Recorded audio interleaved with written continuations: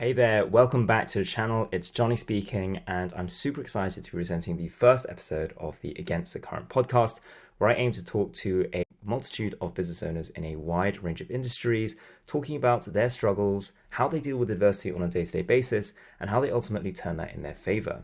I also want to be talking about how they may have gone against conventional wisdom, but still made things work in their favor despite the circumstances. So, with that said, I am super excited to be presenting the first guest of this podcast. I had the absolute pleasure of attending university with her, and she now runs a successful family business up in Colham, Oxford, United Kingdom, where she specializes in creating prosthetics for knee joint amputees. They have an absolutely fantastic range of knee joints called the VGK, or Very Good Knee, including a highly functional knee joint for children. And it uses fluidics rather than electronics, meaning that there's no need to recharge them or carry cumbersome batteries. Their design is lightweight, affordable, and it allows users to scale stairs, run, walk, cycle, everything that you'd want a person to be able to do. So with that said, really excited to be kicking this one off, and hopefully you guys enjoy this as much. Alrighty then. Hello there, Jay. How are we doing this morning? I'm doing great. How are you? Yeah, I'm doing well. Super excited. Thanks so much for venturing to be the very first guest on this podcast. Things could get a little bit messy, but hopefully we'll make this as entertaining and noteworthy as possible. Yeah, exactly. So really excited for you to be here. I think your story in particular is one that is really, really interesting. Really excited to be just diving into that as best as we can. So, Jay, why don't we kick things off by telling the listeners about Orthomobility, VGK itself, what you guys do, how you guys do it, and why you guys rock in particular. Yeah, so Orthomobility is my family's business that I joined about 3 years ago, and we make prosthetic knee joints for amputees. So these are people who have lost their leg through various means, but above the knee joint, so they need a prosthetic to replace the function of the knee. So in the last we've been going for about 10 years now. We actually celebrated 10 years last year. It was quite exciting. Oh, congratulations. That's amazing. Yeah, thanks. Yeah, it was nice. I mean, it was obviously everything was still kind of lockdowny. So this year we got to celebrate a bit more, going to a trade show, showing off some more products.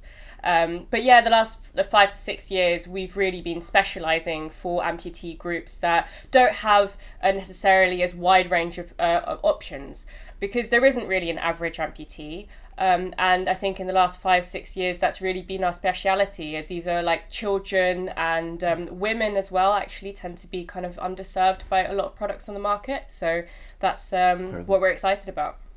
Amazing, yeah. And I know that in particular, you guys, your design is particularly interesting, because whilst a lot of prosthetics, for example, have been going down the sort of the electronic route, somehow you've managed to sort of increase and even surpass the usability of a lot of electronic prosthetics.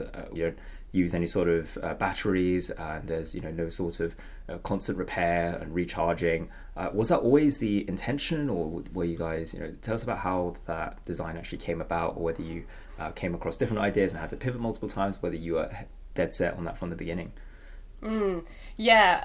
I think that the technology actually came second, because the whole idea of this company was that the functionality of the knee joints in the NHS wasn't there. Now, my dad worked in the NHS as a clinician for about 16 years, and he thought that the functionality of the knee joint was basically not good enough, and that was the starting point. It wasn't really the technology. But the technology that we've ended up using is something called fluidics. And fluidics is using a fluid such as oil and you guide it through very precision engineered channels, and the behavior of the fluid determines the behavior of the knee joints. But this way of controlling a knee joint, it is quite special in the industry, and we're the only ones in the industry that make these fluidic processor knees, or FPKs. And as you said, they don't need batteries to function. And the other great thing about it is that they can really be miniaturized, and also the weight can be reduced. And this is incredibly important for certain amputee groups that I spoke about before, children and smaller adults as well. So they don't have to carry the heavy batteries around with them all the time. Yeah. Wow, amazing. Yeah, no, I especially love the fact that you think about not just the mass group of individuals, but also smaller groups, women as well as children in particular. I think those sorts of groups are often marginalized, not just in this industry but across multiple different industries as well. So yeah, absolutely love the fact that you guys thought about it from the absolutely. I don't think that with prosthetics it's necessarily obvious that women are underserved by a lot of products on the market, but I think it's because it takes a lot of money, to be honest, to get a medical device out into the market. So you do try to sort of catch as many amputees as you can. The first product, it is also a heavier, bulkier product, and that means that basically patients up to 125 kilos can use this knee joint. But you do then start to realize by getting market feedback, like, oh, there are certain groups of people that are not using your product. And then you start to really think about why. And iterative development and user feedback is so important to our company. So I think because we've had our ear to the amputees all of this time, that's how we've been able to identify these niches in the first place. Yeah, and I guess because, as I understand it, both your parents are sort of in that healthcare industry. I think your father was a physiotherapist, or specifically he was an a prosthetist. Yeah. So how did you guys? I guess you mentioned previously that there was a lot of when it comes to starting or creating a prosthetics company, there's a lot of upfront investment that's required. How did your parents in particular actually make that sort of transition from being prosthetists or working directly with prosthetists to actually building a product that they could then serve back to their patients? What was the sort of route that they took?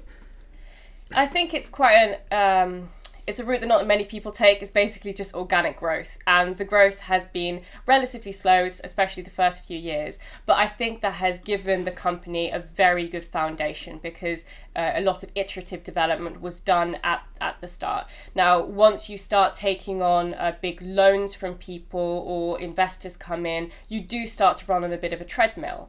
And whereas that can be good for a number of reasons, and they kind of keep you focused on those kinds of things, it is also important to be able to take the time to actually iterate. And so my parents got a small grant from the NHS at the very beginning, but really it was just on their own steam. My mum was working kind of all the time while my dad was designing and also doing some locum shifts. I remember this whole company sort of being around while I was growing up, and there were amputees kind of every week trying out the knee joints. And Amazing. It doesn't always go well, it's some things they just don't work and then you have to redesign. And I think my parents have been fantastic at picking themselves up again whenever something went wrong. And what ended up happening is they got a product that was really well received by amputees at the end. But yeah, it's been organic growth. Yeah, I think what you mentioned there about the organic growth side of things is particularly pertinent because I think a lot of people assume that to get something going, you have to have huge amounts of capital and investment, and that there's absolutely no way that you can just start off with some sort of small loan. And it's also worth noting that there's a saying that goes around that sometimes the companies that grow the fastest also perish the fastest. So I think in some ways it's actually been beneficial to your growth to have taken the long, slow route, really listen to your customers clearly. With all those people coming in back and forth, you must have been able to get some really, really good feedback. And clearly, just judging by the stunning reviews that I've seen across your website and across the press, that's really, really served you well. I think it's interesting what you said about the companies that grow the fastest, so you can also fail the fastest. I think that is also definitely a strategy in startups. You just want to make sure that if you fail, you're going to fail within like 2 years, Perhaps, yeah. Absolutely, and, I think that's definitely sort of one way of doing it. I think that my parents didn't come to this whole industry with that kind of startup mentality, and maybe the age that they wanted something that really was going to succeed. If you're kind of in your 20s and you can fail 5 times, I think America is fantastic at being able to fail and pick yourself up again, and the market and investors will still want to fund you, and I think that's a fantastic thing. It's just what we do is just very different. Yeah, no, absolutely. There's no one correct way to do things. I think that's one of the main things I want to get across in these various sort of episodes where I talk to people is that, there's a bunch of different ways, and every single method can work. It just depends on individual circumstances, I suppose. So we've talked a little bit about your parents and how they actually got started, but I think it'd be nice to actually come back and touch on how you've come into the company, right? Because as I understand it, as you graduated, you didn't decide to go straight to your parents' company. You took a little bit of a detour and eventually made your way back. So what is it that made you decide to join, and why, I suppose?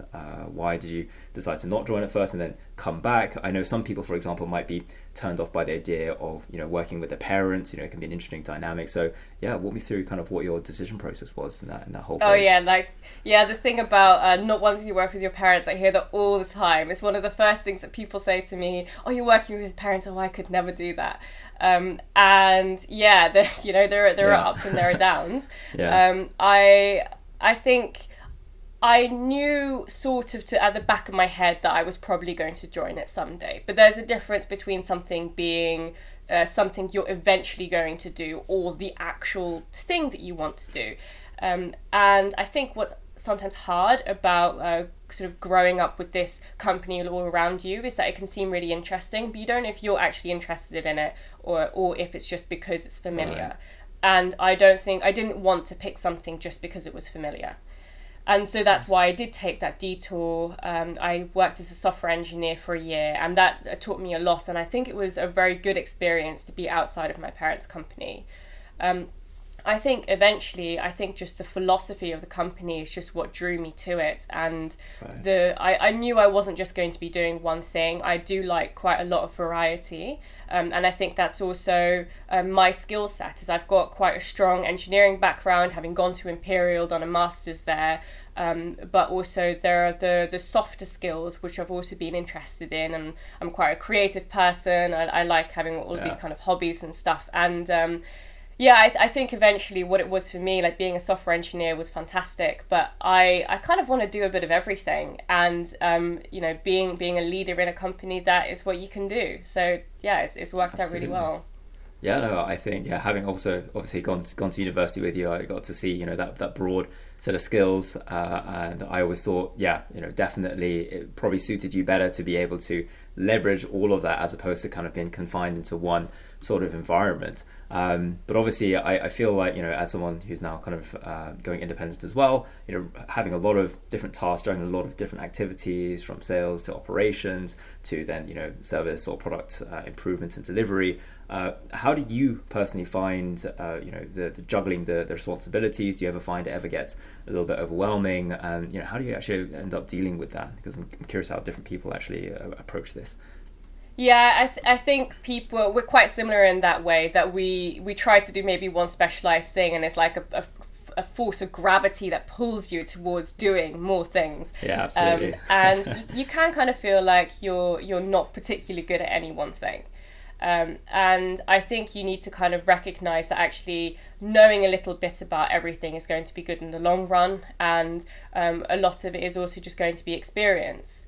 And I think one of the fantastic things about working with my parents is that I'm able to draw on their experience that is so specific to my career, because there's nothing more specific than your parents giving you advice about the exact company that you're trying to run one day. So I think I've had a lot of support there. But yeah, it's a struggle. I would love to be, very, very good at absolutely everything, and I'm a bit of a perfectionist. Yeah. I think one of the things that I'm really trying to work on is letting go a little bit more, sure. and just letting things be, and just trusting that doing a bit of everything is kind of what you have to do. And I'm sure, I think you find that as well, how you get like pulled into all sorts of things, even though you try Absolutely. To specialize. Yeah, especially when you're sort of, as you find, as you go higher up, or if you're in a position where you're kind of managing things, it definitely gets a little bit difficult to only confine yourself to one position, I find. And it kind of makes you wonder, this whole argument about being a generalist versus specialist. I think, sometimes if you're in a sort of management position, sometimes you almost are somewhat forced to become a generalist in some ways. Obviously, you do want to have some sort of specialties, and I think the term that people use these days is generally T-shaped, for example, where you know a lot about different things, but you are quite specialized in particular industries. And I guess in your case, you have all these sorts of softer skills, but then you also have very good technical skills, with your masters in engineering, for example. And I think that really helps out. I think there is it's dangerous to say terms like always and never in that sense, and I think sometimes there are situations where being a generalist actually comes in handy, and being a specialist comes in handy in other situations. And it's not necessarily that one is particularly better than the other. It's just about what's needed for the role. And I think it's you found a really good fit here with your skill set coming into that sort of management position, but then also just being able to dive into the technical stuff if you need it, just get your hands dirty as well. Absolutely. And I think you've got to nurture that curiosity as well. I don't think it's a bad thing if you feel yourself being drawn into more things. I mean, obviously there comes a point where you're just getting distracted, but... For sure, yeah, it's a judgment that's difficult, balance, isn't it? Yeah, absolutely. It's that balance. And speaking of balance then, how do you feel you balance sort of the family side of things and work when, you guys are both working together, and then you come to a dinner table? Do you find it leads to conflict, or do you find that there's times that it actually helps you guys? How do you find both sides of that, I suppose? Because obviously there's probably going to be pros and cons to that as well. Yeah, it's very easy always to talk about work. It's work and life is definitely blended into one. I find that you need to make a conscious effort, and it's not so much saying do not talk about work. It's what other things can you talk about, because I think everybody's had that has had that experience of when somebody tells you not to do something, that's all that you want to do. But actually, making a conscious effort to do something different. And I think, we as a family, we really like going for walks, and I think going for walks is a fantastic way to really not talk about work, or talk about work in a different way. We talk about the details of work all the time, but actually talking about work from a bird's eye point of view, when you can be a bit more optimistic, then you can have some really nice conversations about the future without being too stressed about it. And I think making the time to do those things consciously is really how you keep the balance.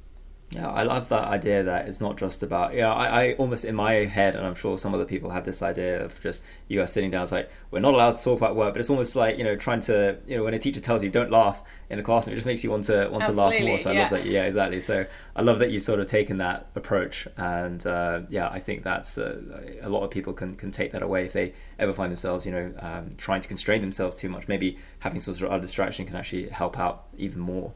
Thanks a lot for that. That's and really, just get out of the environment that you're usually in. I think that's why going for a walk is just out in nature is just so fantastic, because everything around you kind of visually reminds you about work if you're kind of still in the workplace, and especially if you come home and you're still talking about work, you just need to be somewhere different. Yeah, you have to switch up at some point, otherwise you just that's when you reach the sort of burnout zone as well, isn't it? So definitely not a place we want to take ourselves, I suppose. I know you mentioned you like to go on walks and you like to talk about things with about the future, without feeling too stressed about it. What sort of plans or goals, I suppose, do you have for Orthomobility VGK going forward? I know you guys have come out with a children's range. You want to expand upon that. What sort of direction are you guys thinking about taking things, now that you've reached this really exciting point of the company? I think recently I've been reflecting on what we do and what our ambition is. And I think noting down what the mission of the company is came slightly after the products that we actually made. So we made a bunch of products, and then I thought about it, and then I thought actually the philosophy of this company and what is actually already deep within us is that we want to make very valuable products, even if it is for a small group of people. With some markets, we've kind of happily found that what we thought was a small market was actually bigger, because when you give people something that suits them very well, then they will actually come out and support you.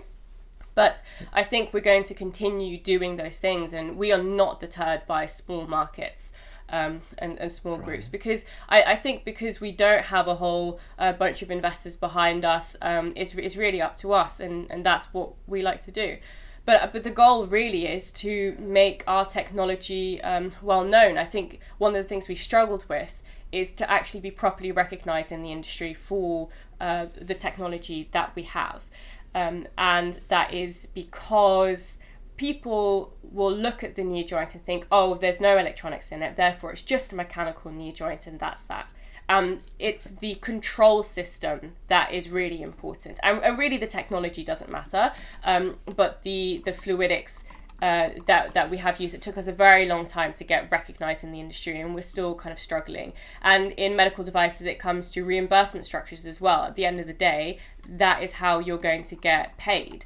And that is why the recognition in the industry is so important. And we're hoping that by having a children's knee that is just really brings state-of-the-art functionality to children, that will help. Because this product is so obviously good for children that I think there's no way to shy away from that now. The technology is there. Yeah, that's incredible. And I love the fact that you are, even if I think some people, there's always this sort of battle between, how far should one narrow down? Obviously, the common sort of general business advice is that you should always go after some kind of niche, right? Some sort of vertical, some sort of small group of people. But of course, there's a limit to that as well, right? Obviously, if you go down too small, then you might not have enough people to serve and it might not become a viable business model. But I absolutely love the fact that, you've got this vision. And it's really interesting to me that for you guys, you had the mission come quite, at a mature almost a mature stage in your company. But I think that can be quite normal. And of course, a mission can always change. And it's very interesting that it almost feels like you guys had this, you guys were creating products and you had the sort of the vision and the mission in your head, but you just hadn't quite formalized it and actually written it down. So I think it's really interesting that you decided, hang on a sec, what actually is our mission? And just kind of regroup here and just properly think about it to then make a decision on which direction they're actually going to go in. So I think that's... But I think it's part of the organic growth. I think when something grows organically, it's not really something that you meticulously plan because it's happening kind of slowly. And the philosophy that you have comes out of yourself. Right. Now, I think my parents have brought this business from nothing to what the business that it is now, and it serves hundreds of amputees around the world. But we got to take it forward, and I think in order to do that, we do need to do more of that planning. I don't think you can be retrospective kind of forever. Sure. But it was a really interesting moment when we had, because we've got 4 products now. It's not just one product like it was 6 years ago. And then you start to look at it and you think, oh, what do these products have in common? Well, they are for smaller groups of amputees. And I think one of the products that we are most proud of is the product that is especially for amputees with a very short residual limb, because the length of the residual limb really matters to the amputee experience. And we've got friends that have short residual limbs, and they end up preferring just a sort of cheaper, lightweight knee joint that they can actually just carry around with the small amount of muscle that they've got left all day, rather than taking something that is high functional but also heavy. And so that idea was really, really powerful, that actually the weight matters so much when the length of the residual limb becomes short. And so we've made a product especially for them, and we find that so many people really like that product. That's incredible, yeah. And this goes back again to you guys just sitting there, actually just listening to the people that are actually using your products. I think a lot of perhaps other manufacturers or other players in the market might have assumed that, more features, more gizmos, more electronics, more fluid sort of functionality would have actually been better, even if it came at, in their view, a small cost of heaviness and cumbersomeness. But I think, you guys actually sitting down, actually properly listening, and also just even looking back at all your products and figuring out, what's a content, I think is really good. And I think, by having that, super focused effort towards those marginalized group of people, it again, it goes back to the whole idea of niching down, right? As they say, almost very cheesily, the rich are almost in the niches, right? Obviously, it's not all about the rich, of course, but I think it's really good that you have spoken specifically to that target group of individuals, because if you've been underserved by providers for a long time, and you feel like your needs haven't been met, and then suddenly a company like yours comes along and says, hey, we have something specifically for short stump. I mean, that's as about as specific as I can get. And even if not that it's the case with you, but even if the product isn't quite where it could be, for example, then just by the pure fact that you understand them, I think it just goes such a long way. I think it's really incredible that you guys have decided to do that. So yeah, that's amazing.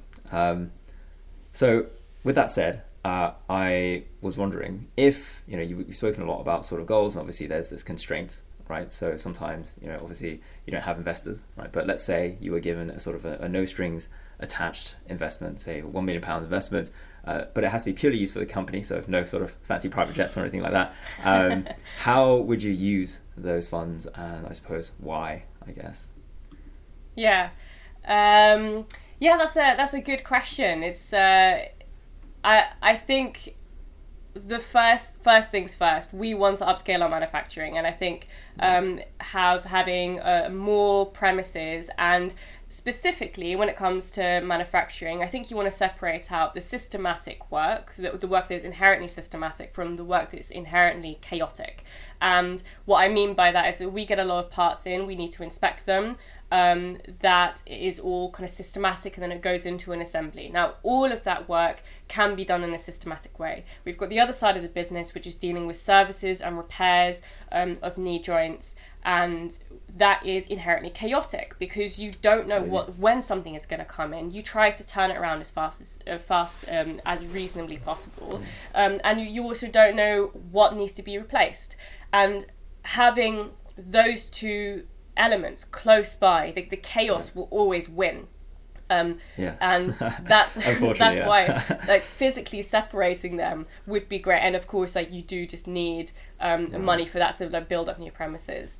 I think something more ambitious and more about with the philosophy of the company is that I think I would want to work with universities to get some research done about more of these niche amputee groups. Now, the short stump amputee, you mentioned that it's something that people wouldn't really think about, and it's underreported. If you look at the statistics, you will get maybe statistics about how many patients are amputated below the knee or above the knee, but there is a discrepancy there above the knee. If you are amputated very close to the knee joint, you've got a long residual limb left. That is a completely different amputation than if you've got about 10 or 12 centimeters left.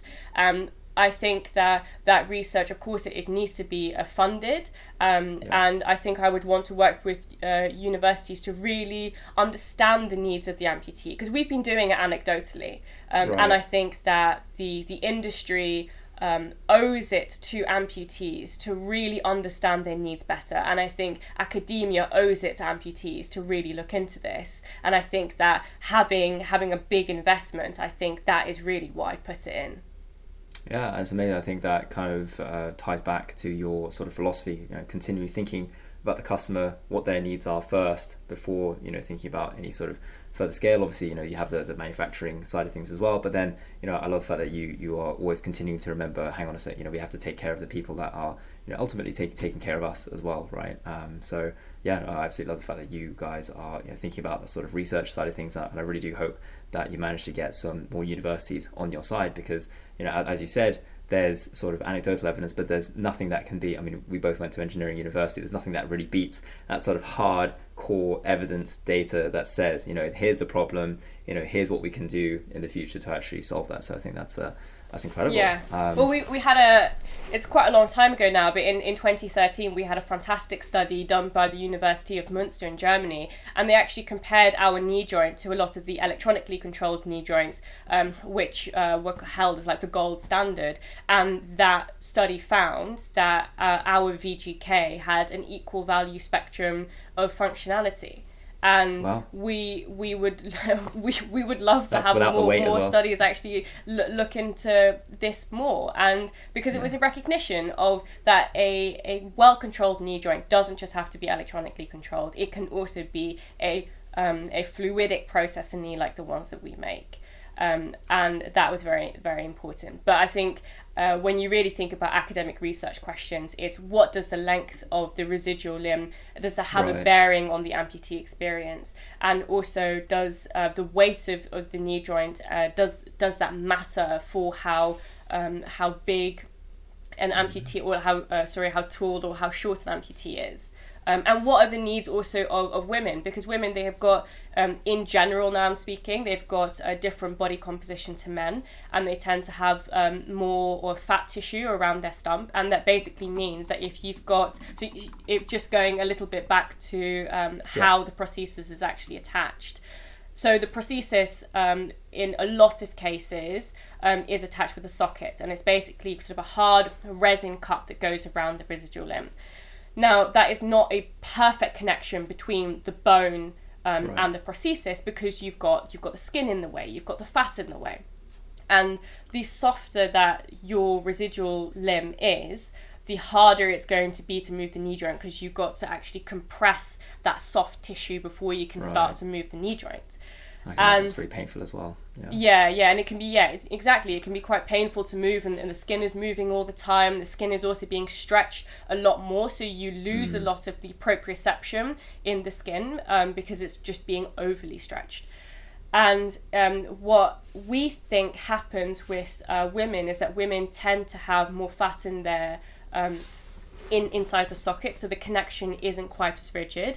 And if you then have a really bulky, heavy knee joint at the end of that, then you're going to have to carry a lot of weight with a bad connection.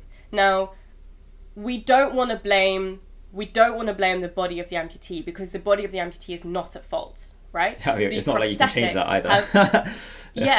But the prosthetics have got to actually match the realistic situation. Now, what can you do? You can reduce the weight. And we've been able to reduce the weight by using a fluidic technology which doesn't need the batteries, which are quite heavy.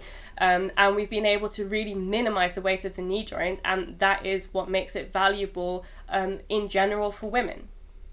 Yeah, no, absolutely. And I think it's really interesting that with the research as well, one thing that I could see that playing into is, using that research again to then kind of feed back into the messaging, so you can get it out to more people. Because I can imagine that there are probably still thousands of people who would actually technically be a better fit for your product, say. However, they just don't know about it, because just, one of the things that presumably these people are going to be looking into when they make a decision on which prosthetic they're going to be choosing is, the research as well, and, how well known it is. And I think it'd be great for you guys to, have that sort of research as a backing, not just to improve the product, but then to then educate other people and say, like, look, this is a third party study that says, this is an option for you guys as well. At the very least, give it a try, because you've seen anecdotally how much of a difference it makes to reduce that weight and have not so much weight being blasted up through some soft tissue. So yeah, it'd be great to kind of get more of that research, so that more people can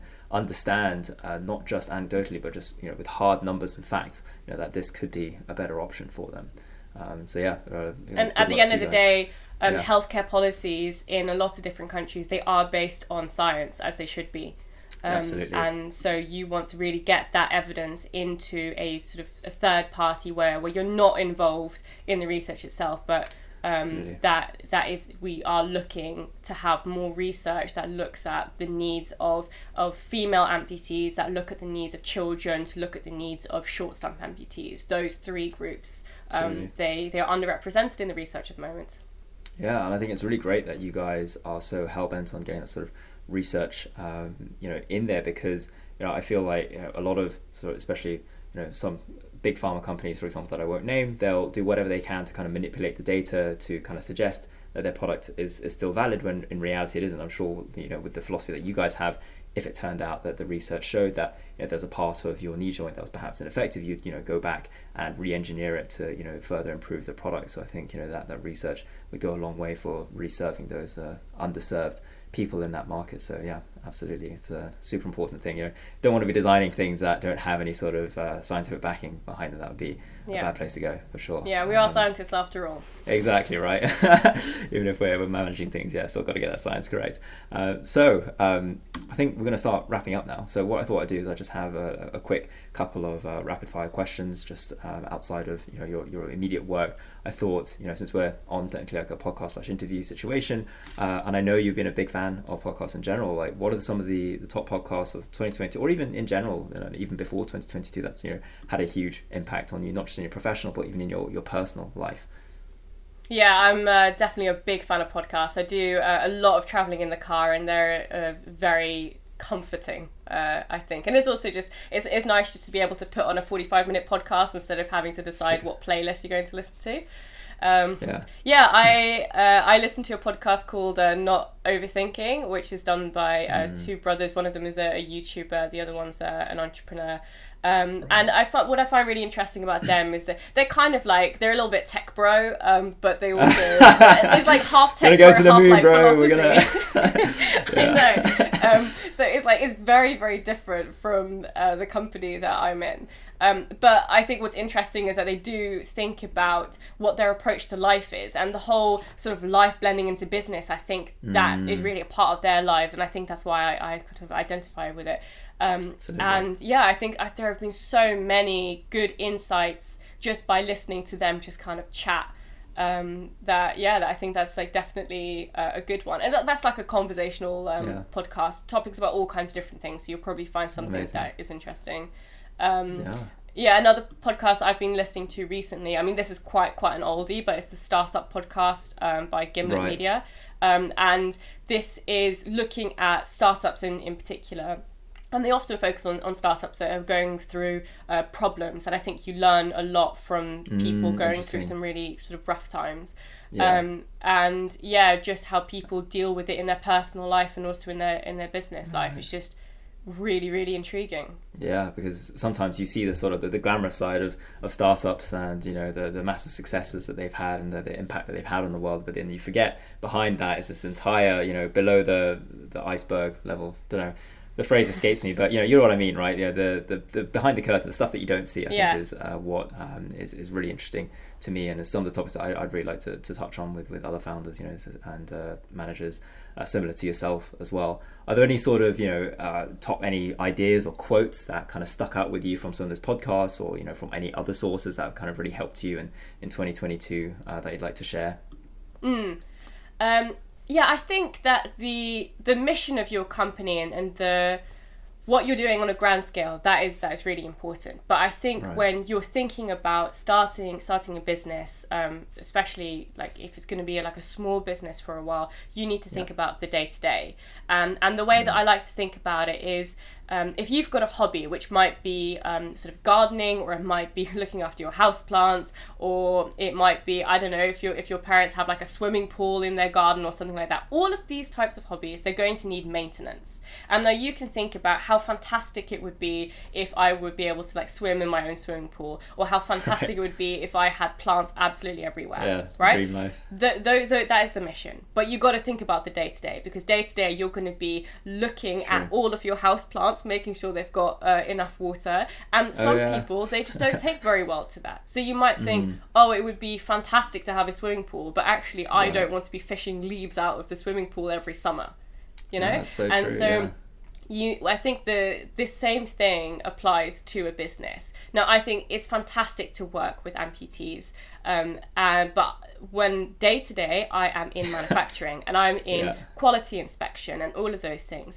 and I have to be able to not just tolerate those things, but actually find interest in those things in order to continue, because most of the time you're not going to be standing at a trade show with amputees around you and showing off the product. You're going to be behind the computer doing the hard graft, or in the workshop doing the hard graft. So I think keeping both in mind, that's something I've been thinking about recently.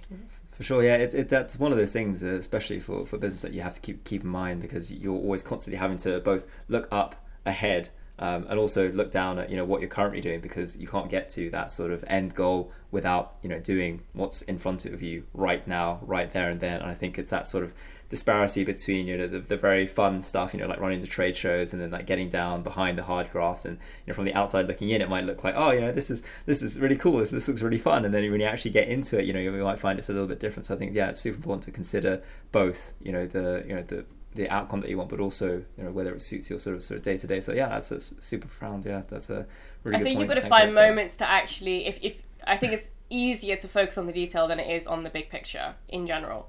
And so you've got to make opportunities for yourself also to look at the big picture. And like doing something like this podcast is fantastic, because I get to think about the business in the big detail, and not just like all the tiny little things. Yeah, absolutely. Yeah, because sometimes you can get so, again, like, you can take it too far the other way, and you can get so bogged down by the detail. You just look up one day and you're totally in a different place to where you imagined yourself being, and you just think, oh, well, hang on a second, how did I get here? It's really strange. So no, absolutely. It's just that again, so it's all about that sort of difficult balance and that judgment of like, am I too far in the weeds, or am I maybe taking too long only looking at the big picture, for example, because you definitely need both, I believe.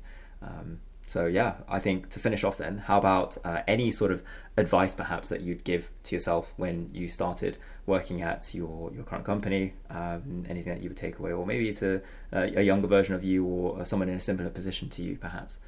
Mm-hmm. I think this is going to be a bit of a cliche one. I'm sorry. That's fine. Go for it. Absolutely. Sometimes the best stuff is cliche. I think it's just really understanding that you are going to make mistakes. It's just going to happen. Sure. And in fact, if you are not making mistakes, then I think you're doing something wrong. And it's one thing saying that, but you really need to experience it, I think, as well. Sure, yeah. I've been doing a lot of the sort of assembly myself, just to like learn what that is like, and filling the gaps when it is needed. And sometimes you do something that doesn't quite work out, and then you need to repair it, and that can feel so personal at first, but it's actually something that when you are working with hundreds of knee joints a year, it is going to happen. And there are too many things, you can't control it all. It's true. And I think the important thing is your attitude towards mistakes, that you don't sort of sit and pity yourself too much. It's that you think, right, what do I need to do next? But I think that would be one piece of advice that I would definitely give myself personally. I'm definitely a perfectionist, so likewise. I think especially coming from a sort of academic background, you're sort of especially rewarded for getting things right the first time and getting the answer correct. Even in school, I think the education system, not to blame it, of course, there's no perfect education system, but I think there is something to be said about the way that we're brought up. It's like if you make the wrong decision, for example, or if you make a mistake, it's just catastrophic. And I think me especially, I have to kind of retrain myself on a day-to-day basis, say actually these mistakes are normal, they're part of the process, and they're just necessary and completely unavoidable. Definitely, that's one I'll probably have to write up on my wall somewhere, because it's very easy to say this to yourself, right? But then, like you said, it's like actually internalizing that in your own mind and saying like, it's okay, this is this is bound to happen. What are the things we can learn, and how can we move on from this, rather than as I typically tend to do, just sit in a corner and go, oh my gosh, this is the worst thing, like how could I let this happen, and just kind of go in this horrific spiral. So I think that advice definitely if it applies to you, definitely applies to me. I think as well. Here it's really I think it's really helped actually being in a family business. I think there's a whole nother dimension to the sort of parent-child relationship that I get to explore, which is a massive perk. And I think just the experience that my parents have and in this industry, and they're definitely able to weather things if stuff does sort of go wrong. And we've had, I think all manufacturing has had a terrible last sort of 2-3 years, just being hit over and over again with crises. Doesn't stop. And you need to just pick yourself up again. And I think that's where their experience really helps. And luckily we do have this quite good handover period now, where we're both working in the business. It's not just being sort of handed to us immediately. So we're doing a lot of hard work to learn how to actually run it properly. That experience has been invaluable. Amazing. Well, yeah, no, I'm so glad to hear that. And I'm sure you guys will continue to thrive and grow, make a couple of mistakes and continue to improve yourselves, as you know any business should, no matter the size. So yeah, I think that it's a good place to pause here. Thank you so much for your time. Really, really appreciate it, Jay. Yeah, absolutely. It's been great, going to university with you and seeing you, where you are, running the company. That's doing some fantastic work. So yeah, thanks so much for your insights, for your time, and yeah, hopefully we'll catch up again some other time. Fantastic. Yeah, see you soon. Thanks. Yeah. Wait, before you go, I completely forgot to mention that if you want to find out more about Jay and the family's company, you can just head over to verygoodknee.com. It's exactly as it sounds like in plain English, where you'll be able to find the latest information on how to get a hold of the latest products in the VGK range. Also remember to leave a description in the various platforms that this is proliferated on. And if you are a small startup or a small to medium sized enterprise looking to grow through marketing, I'll leave links to how you can get a hold of myself or my team, where we'll give you a tailored growth strategy for long-term growth. And last but not least, thank you so much if you've stayed all the way to the end. It really, really means a lot to me, and really look forward to seeing you guys in the next one. Appreciate it.